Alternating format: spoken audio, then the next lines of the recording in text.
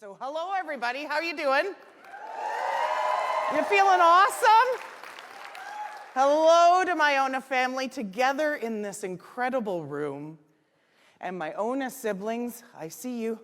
You're down here online, on Zoom, and on Facebook Live. Can we let them hear us out there? Come on, guys. I am profoundly honored to be here today. Our amazing events team assembled this stage right here during the wee hours of last night.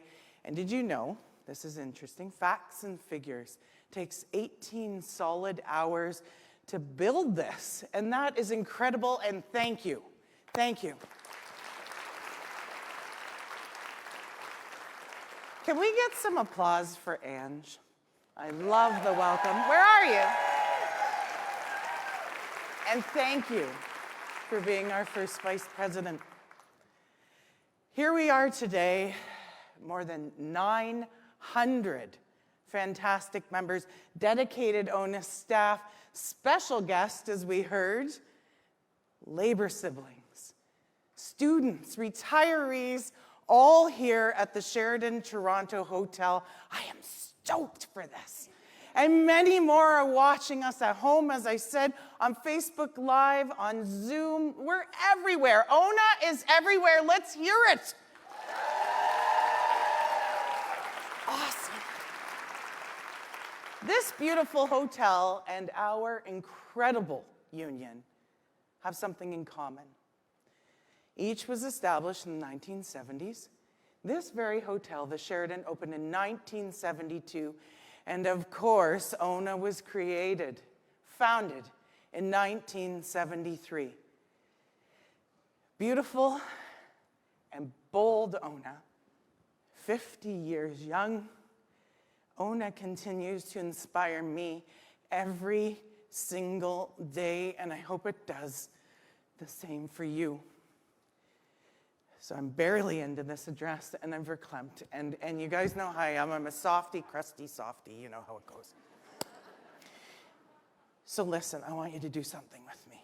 I want you to rise up, get out of your seats, and give our great badass union the standing ovation she deserves. Come on, ONA! ONA! ONA! ONA! ONA! ONA! ONA! ONA! ONA! Yes!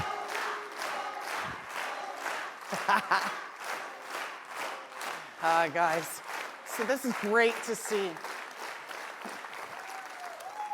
So you're going to have to pardon my language over the next few days, because sometimes I just can't help myself, you know that. Especially when I'm talking about our union, our ONA, and what we have been through to get to where we are today. And our future, well, I'm going to tell you, it is bright indeed, indeed. I'm getting a little carried away here, so I'm going to just simmer it down here. So let's take a step back together and time travel. I'll paint a picture for you about what was happening 50 years ago across Ontario, as a brave group of ticked-off nurses were organizing to improve their lives and the future of nurses in this province. And I guarantee you, you will see some things, and it is a full circle journey. So cast your imagination back to the 1970s in Ontario. In many ways, people were footloose and fancy-free. Canada's Prime Minister, look at who we have here, was Pierre Elliott Trudeau. The more things change, the more they stay the same, remember? Ontario's Premier was a Conservative. See, there's a theme here. Bill Davis. The top pop rock singles in 1973 were a bit all over the place. A wild mix of meaningful songs, protesting social issues, from artists like Marvin Gaye and Stevie Wonder, to pop songs like the #1 single of 1973. This almost requires a drum roll. Tie a Yellow Ribbon by Tony Orlando and Dawn. Really, not Dawn Armstrong, Dawn. In 1973, food prices rose 8.6% over the previous year. Sounds familiar? No? Yeah. Bread was 27 cents a loaf, gas 65 cents a gallon, and a 3-bedroom home in Toronto, $41,000. Could we go back to that, please? GM workers in Oshawa received, get this is awesome, a cost of living raise in 1973 that brought their hourly wage to $4.80. Of course, you know, overtime and shift premiums were on top of the base, but look at them there. Yes. Women around the world were fighting for equal rights, and in the US, they were fighting for access to abortion. Do we see some cycles here? The fight for same-sex relationship rights was heating up in Ontario. And what about nurses? What was going on for nurses? Well, we can summarize that in 3 words: disrespect, anger, and frustration. 50 years ago, nurses were expected to be seen and not heard. They had no say in the workplace and literally worked for pennies. They were told basically, shut up and be grateful for what you got.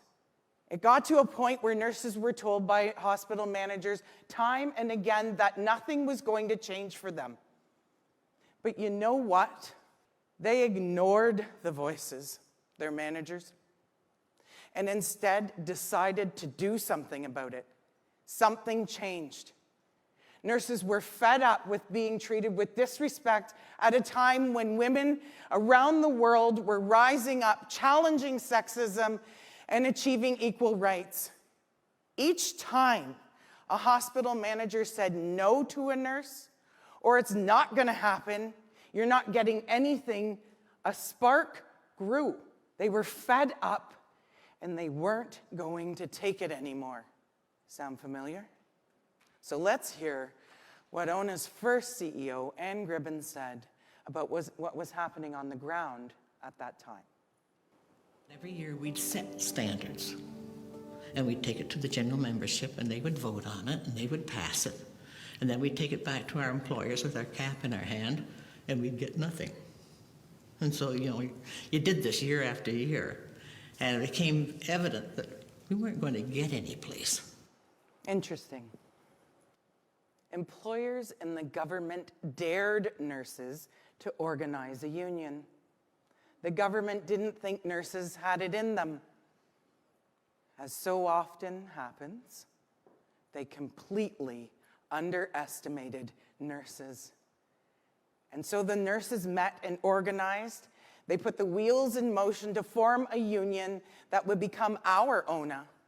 And it was no easy battle. In fact, it was far from it.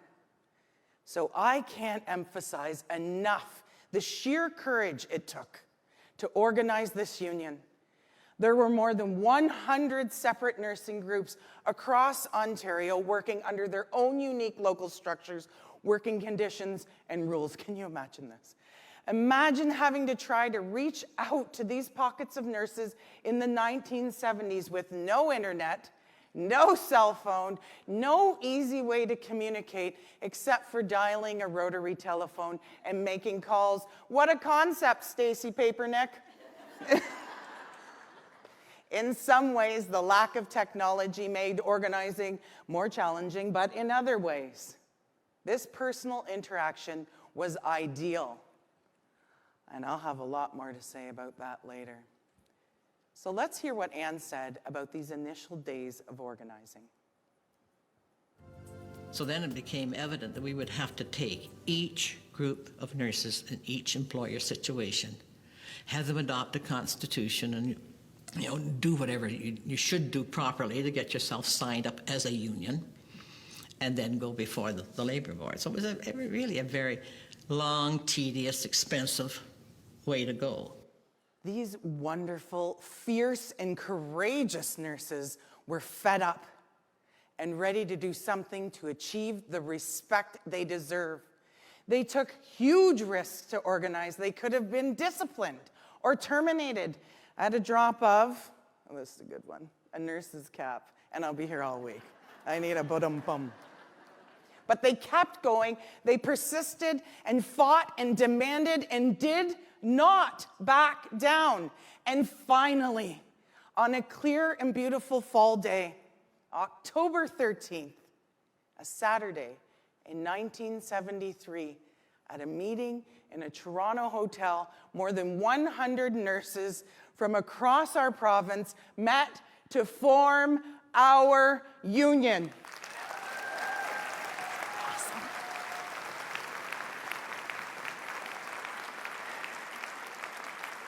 It's awesome. So these renegade, badass nurses became the founding members of the Ontario Nurses Association and started a burgeoning labor movement for nurses. It took guts, determination, and in truth, probably a bit of luck. But we all owe these women a huge debt of gratitude for their bravery and desire, or the need, to change the brutal conditions they were working under. They were fed up and refused to be walked over, ignored, disrespected, and dismissed for even one more day. Anne Gribben, ONA's first president, Lois Jean Lowry, and so many others are my inspiration to continue our work and advocacy. I want to be as brave as our forebearers, as brave as they were, ensuring that everyone, and this is going to get spicy here, everyone, from our workplace CEOs to our MPPs to Doug Ford, knows that nurses will not be silenced, we will not be ignored, nurses and healthcare professionals will demand respect, and we will achieve it.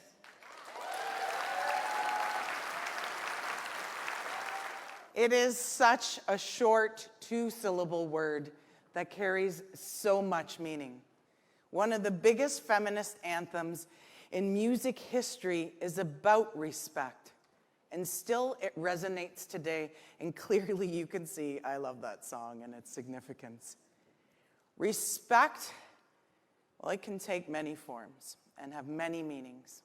Listening without interruption, transparency, valuing people and their experiences, being considerate and helping people. Seems pretty basic, doesn't it? My Nan ingrained these values in me at quite a young age, and they're automatic. Sort of like breathing for me. She's looking down on me and judging me right now, so reminding me to always be respectful. So here we are, 50 years later, and I'd like to tell you a little story about respect, or shall I say, a gross lack of respect that was shown to me, our members, and our professions this past summer.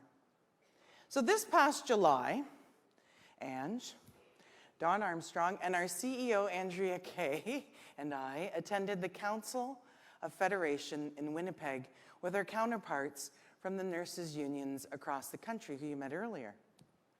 Every year, the provincial and territorial premiers gather at a large-scale meeting called the Council of the Federation and talk about the issues of the day.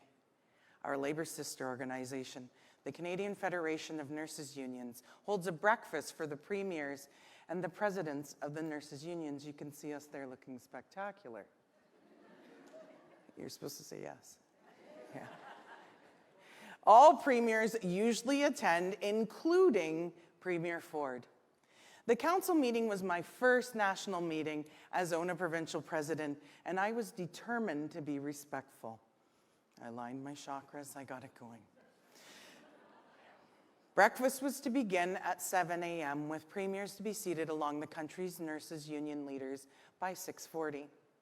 At 6:40, the premiers began to enter the room and take their seats. Premier Ford was nowhere to be seen. 6:50, 7 a.m. comes and goes, no Doug Ford. Interesting. The presentations were about to begin, and Ford strolls into the room at 7:10, brazenly late, a full 10 minutes after the latest time he was supposed to be there. We shook hands, and he just sat down beside me and then turned his back to me. So I leaned in.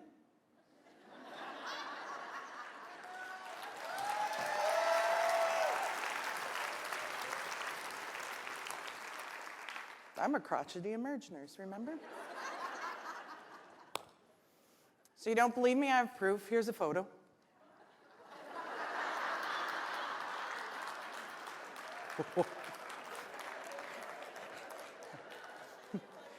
Here.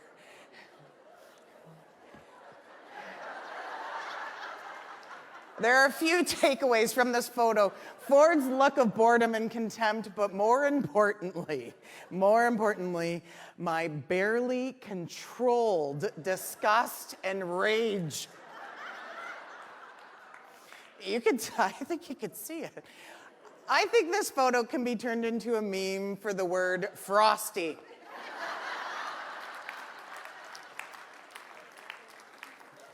The photos in the mood, I laugh now, but I was clearly not in the mood then to laugh.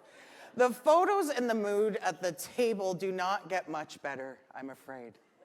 I think we both knew.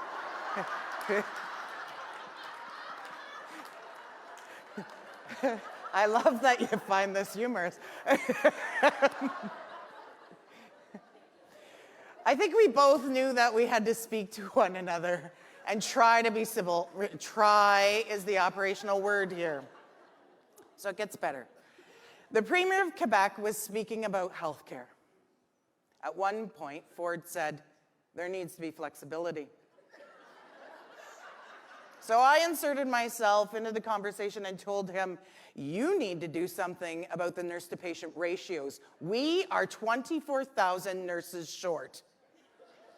Ford bristled for a moment and said, you know what, Erin? I respect nurses. I shot back, we don't feel it.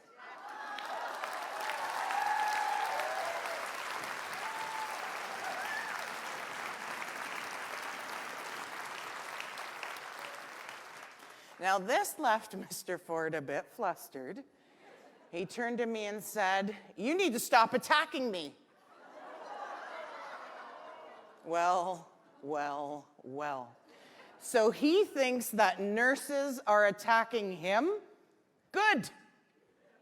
In my most calm, cold, but even voice, I said to him, oh, Premier, we haven't even begun to attack you.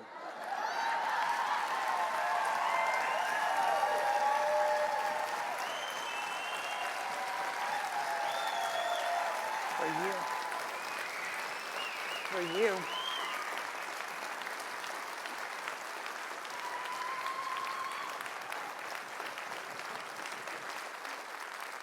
So he stood up and left the table and went home to Ontario. And after there was another story, but I'll tell that later, maybe at the gala. A hanky, sure. And after my so-called chat with Premier Ford, I spoke to a special advisor. I told them that, what had transpired at our table and reinforced that they must bring us into healthcare conversations and discuss and solve healthcare issues together.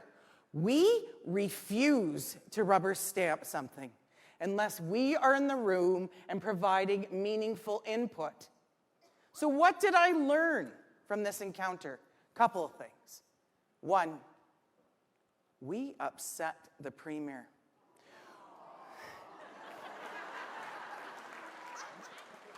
Which means he is very aware of ONA and our demands.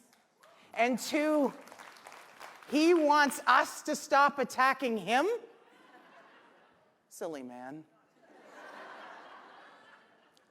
So I have a clear message for the Premier. We will continue to ramp up pressure until we receive the respect and fairness that we deserve, that our patients, residents, and clients deserve. And I feel a chant coming on right now. So let's do a chant. so that the Premier can hear us. I want everyone on their feet to chant, and I want our voices to carry to Queen's Park. So let me fire up Beulah. When nurses and healthcare workers are under attack, what do we do? When nurses and healthcare workers are under attack, what do we do? When nurses and healthcare workers are under attack, what do we do? Yeah!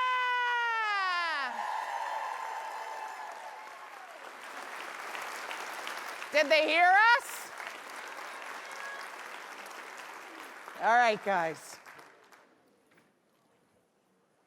I'd like to introduce you to Beulah. She has been my loud and loyal partner through so much and for so long. Beulah had many workouts earlier this year. You can see her right up there.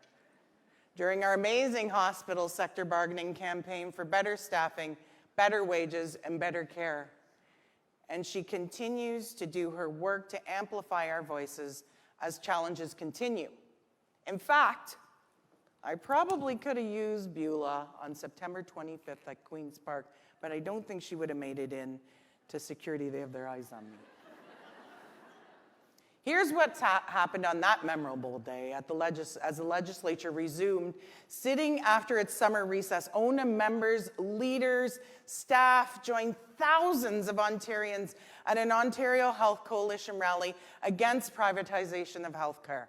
And I admit, when I spoke to the crowd, a little bit of badass came out, and I may have uttered a cuss word or two.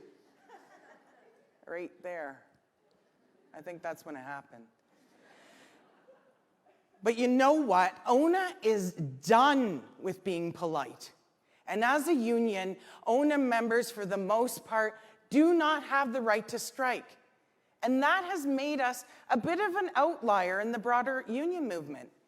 We had a reputation for being polite, trying to work with policymakers, and using facts and evidence to stop policies that hurt us and our patients, residents, and clients. And as a union of professionals, we were quiet activists. But there's no question that we were there for each other, fighting for our members' rights, but we did so under the radar and behind the scenes much of the time. So for me, it is incredibly rewarding to be leading our unions, reawakening and embracing our role in the labor movement, in improving our work lives and the lives of those we care for. So here we are, 50 years after the founding of ONA, a pandemic in which nurses had to fight for protection and respect and fair pay. In so many ways, history has been repeating itself over the past few years. There is a Conservative Premier who disrespects our professions, attacks women, and is trying to distract people from the scandals he is involved in by trying to stir up anger in people and attack the rights of 2S LGBTQI people. What is different now is the proliferation of hate as a weapon and the misinformation that is intended to stoke anger and division. But on the upside, there's always an upside. The people of Ontario are now seeing proof of exactly what Doug Ford and his Conservative MPPs have been up to behind closed doors. The provincial government is floundering across Ontario, and good, I say. Better late than never. Their polling numbers are terrible. The Premier gets called out constantly while in public, and 70% of Ontarians are angry with his actions and policies. Good, good. We should be. And that Greenbelt disaster, on what planet would be, anyway, I'm just gonna align my chakras, Athena. And on what planet would removing protected land from environmentally sensitive Greenbelt to develop it and line the pockets of already rich developers and friends of Doug be a good idea for health or the environment?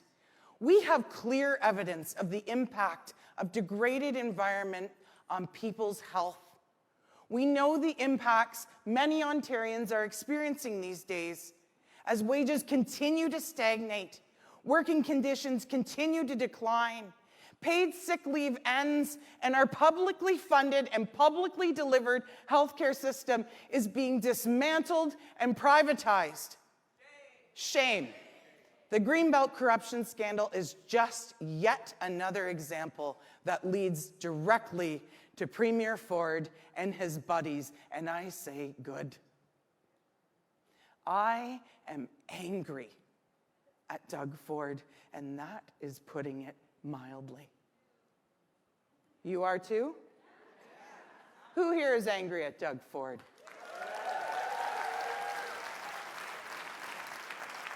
Should be. We are at the point in Ontario that people are recognizing that this emperor has no clothes. The corruption and lies are plain to see if you care to take a look. And our public healthcare system is on the chopping block. Ford is carving it up and expanding for-profit healthcare to benefit his corporate friends and not the people of this province. Let's take a look at what Ford has put nurses and healthcare professionals through these past few years during the world's worst health crisis in a century. There is Bill 124. Boo. Yes, the travesty of a bill which spurred our members, just like they did 50 years ago, to stand up, take action, and be loud. 1% my ass. 1%. And you know how this story ends. We took Ford to court and won, and Bill 124 was declared unconstitutional. Yes.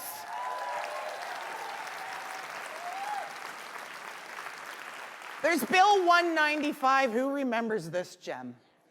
Taking away our workplace rights by depriving us from taking much-needed vacation, leaves of absences, all during a pandemic. And then there's Bill 175.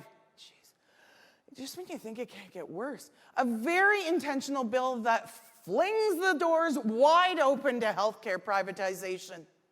Our HCCSS members were caught in the middle of this bill, and frankly, the government is still messing around to the detriment of our patients, residents, and clients. Now there's Bill 7. Remember this one.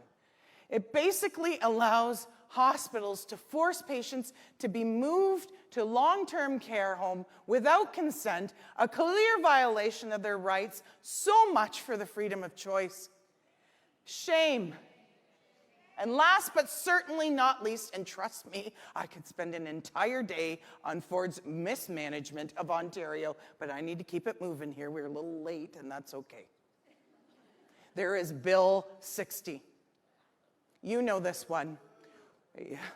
Another shame would be fitting here, where for-profit clinics are welcomed with open arms in Ontario. And as we know, these money-making clinics are siphoning nurses and healthcare professionals from our depleted public healthcare system. Right, Rachel? In Ottawa. And everywhere now. I call it metastasizing throughout Ontario. So did you hear the latest stats? By 2027, Ontario will be short more than 34,000 nurses. This is no joke. And the Ford government is doing absolutely nothing about it. Of course, this bill has made it so much easier for private nursing agencies to swoop in, for its owners to make big bucks, draining our public hospitals and healthcare facilities of funding. And I want to be clear, I do not fault those who have become agency nurses. This situation sits squarely on the shoulders of Doug Ford and his government.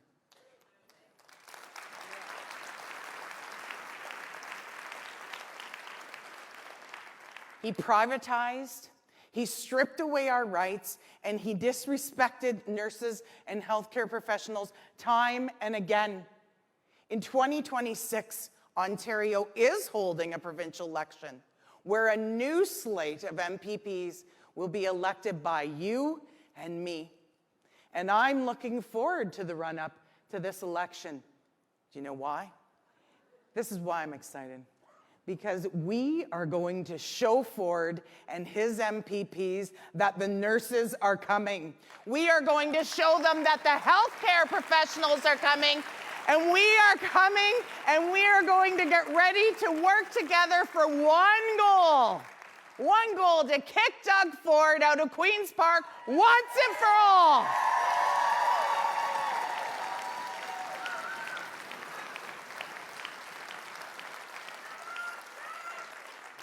So as I mentioned earlier, Doug Ford knows about ONA and our demands. He knows that ONA and our members fought him on Bill 124, and he is very aware of our incredible actions we took in support of hospital bargaining this past winter and spring. So look back on these actions. I love this. I love this. The sticker up, workplace stickers or pickets, the all-out rally that attracted thousands of members and labor partners, and of course, the amazing Diane and remember who, Rachel and I were soaked. I remember Rachel. That took place within view of Queen's Park. Look at this power here. Look at it. Give yourselves a round of applause.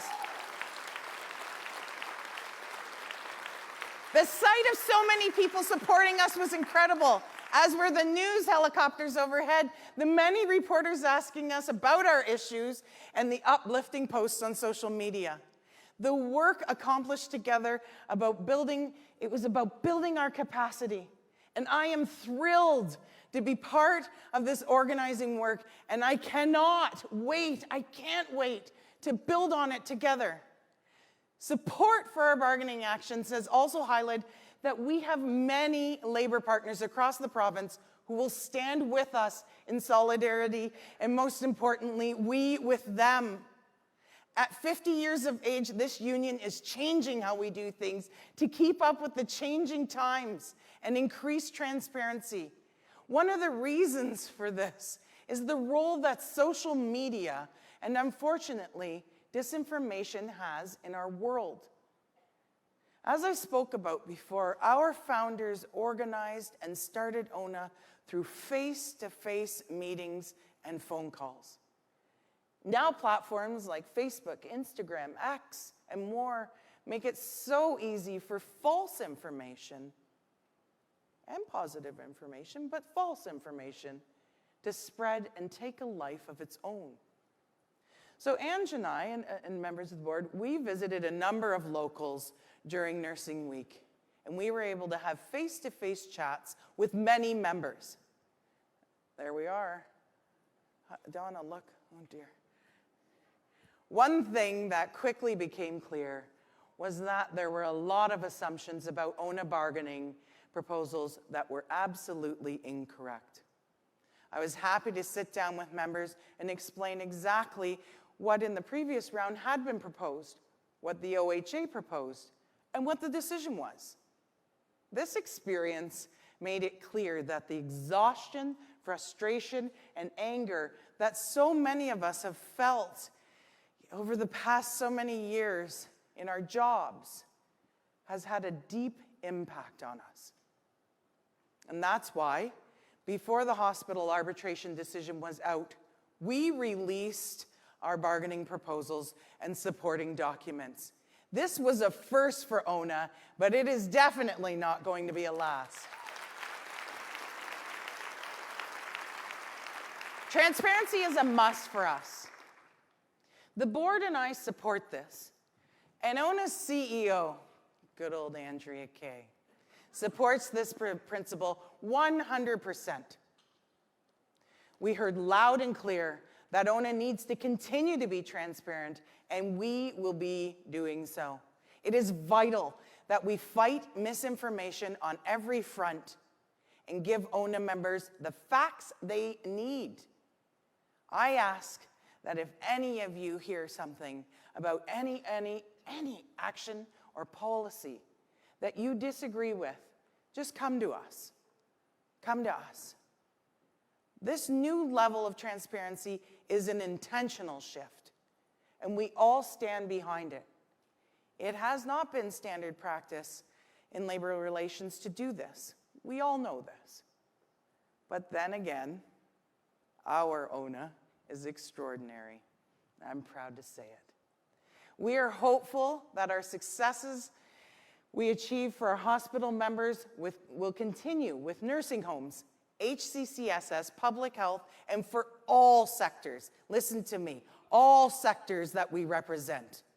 We're bringing in the heavy artillery to deal with the nursing homes. The nursing homes. And we will make sure that you know that ONA is here. We will apply a massive amount of pressure, and we will have huge visibility just as we did before. We will achieve results at bargaining, and we will do it through our actions, just like we did with hospitals. But we have to show up for one another. Are you in?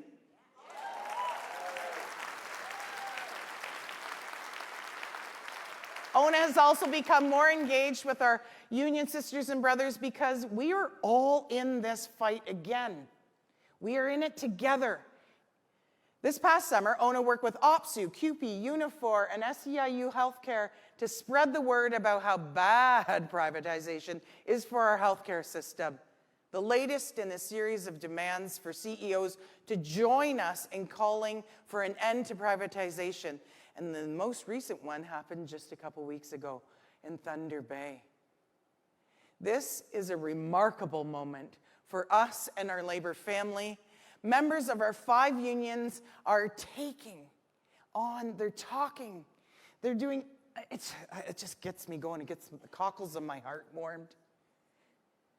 They're talking about issues within our workplaces, and you know what? It has been amazing to see this excellent collective effort. Across the province, 5 locations were chosen for organizing because of the crossover all 5 unions in most facilities. Each group is working at the local level as a joint union action committee with representatives of each union present in the facility. And so far, this amazing work has achieved actions across the province in Kingston, Toronto, Kitchener, Hamilton, and Thunder Bay. Round of applause. This is awesome.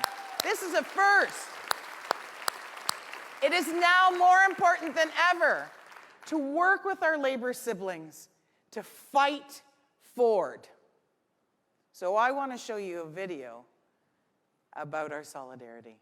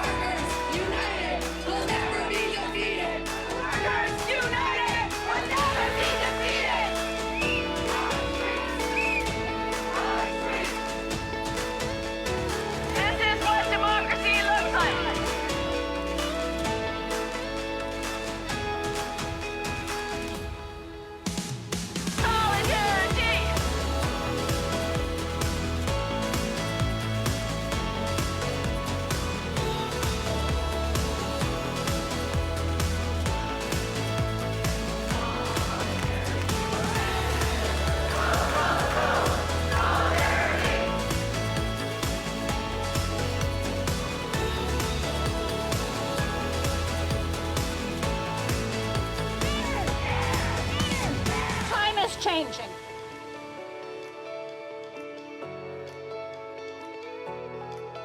Tick-tock, Doug Ford. Time's up. Publicly funded, publicly delivered health care for all.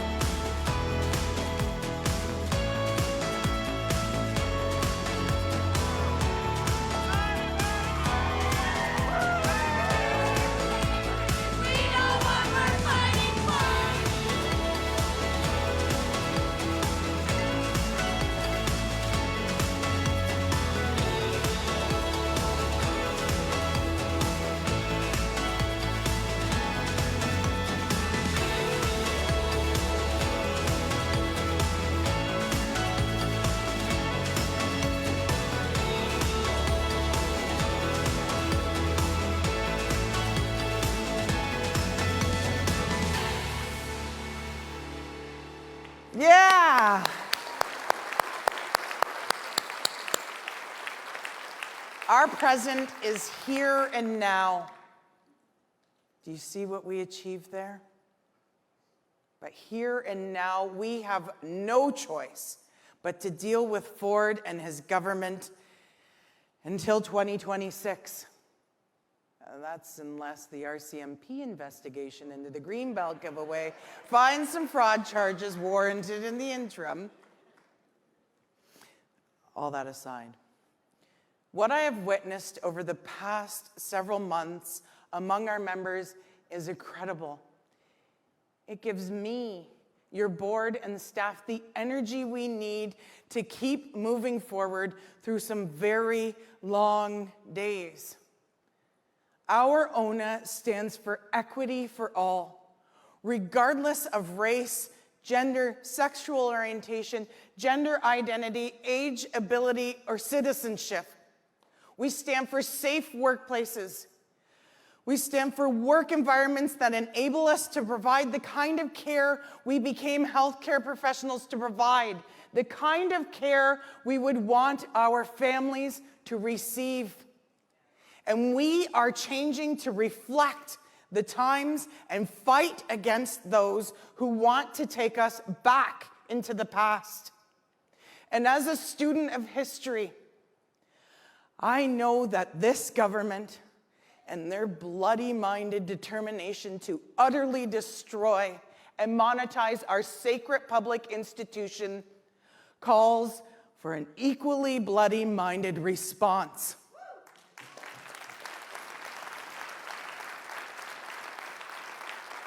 We will go nuclear on this government. We will not be holding anything back. We will tell the people of Ontario the unvarnished truth about what this government is doing to their health care. And today, we are a new ONA.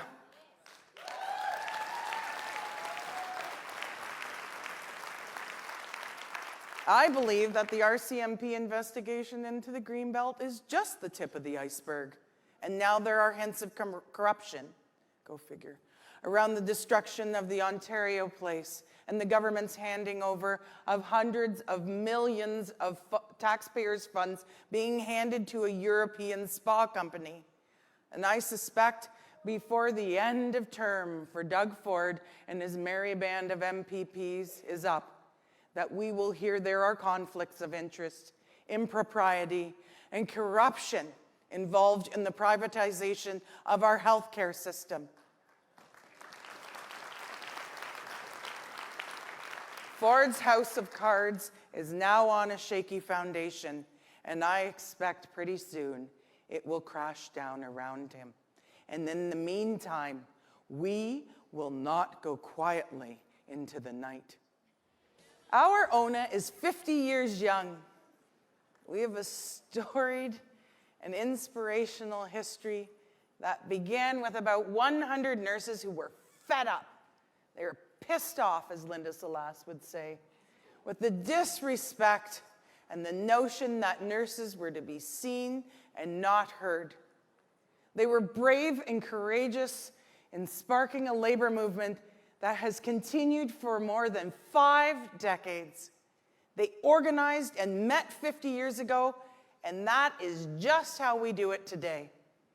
Every action that we took, every rally that they attended, every phone call that they made, Stacy's gonna give me a hug later, those actions were all building blocks to where we are today. And we stand on their shoulders. Because of them, our ONA movement will continue to reach new heights.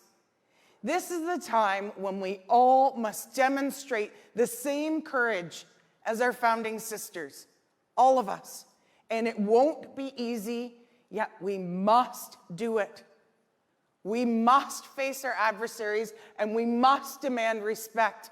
To do so, our ONA must have the resources and support to meet the huge growing demands to do our work.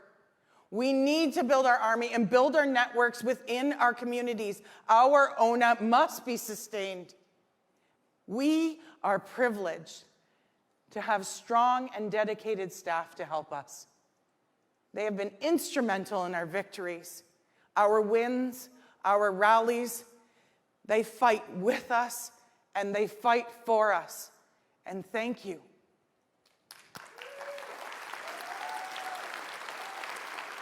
Our future holds hope, the hope of our ONA supporting our locals in the work of our union, the determination that our ONA will make changes in our workplace that benefits members and patients, residents, and clients.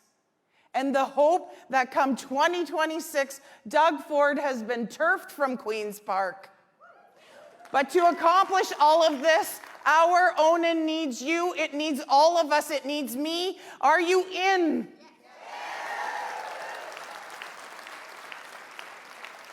The story of our ONA is one of courage, of determination, of progress, and of resilience, of always moving forward, of never giving up.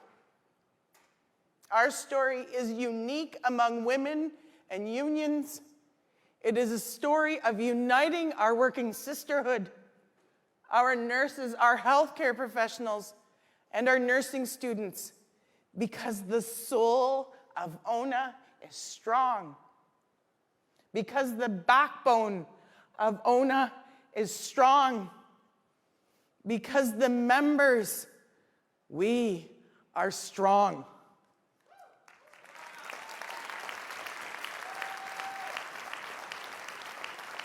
And as I stand here today, I have never been more optimistic about the future of our ONA. Let's all remember who we are, where we came from, and where we're going. So happy birthday, ONA.